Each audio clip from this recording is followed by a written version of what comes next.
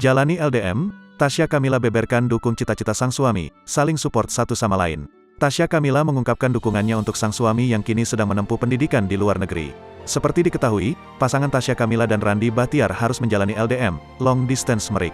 Tasya Kamila pun bersikap ikhlas dengan jalan ini, terlebih saat dirinya kini tengah hamil anak kedua. Meski merasa sedikit berat, ini menjadi keadaan yang harus dijalani. Yang pertama ikhlas ya bahwa keadaannya kayak gitu, dia lagi sekolah dan selagi muda juga. Dikutip tribunstyle.com dari kanal YouTube Intens Investigasi, Rabu, tanggal 24 Agustus tahun 2022.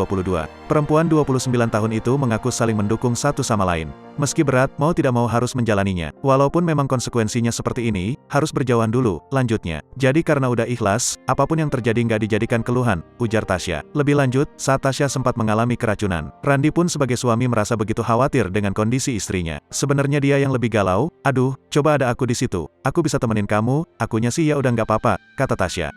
Saat itu, Randy hanya bisa berdoa dari jauh untuk kesembuhan sang istri. Ia khawatir setiap hari, apalagi pas dia sakit gitu. Kata Randy, gua nggak bisa ngapa-ngapain di sana, cuma bisa berdoa terus teleponan setiap hari, ujarnya.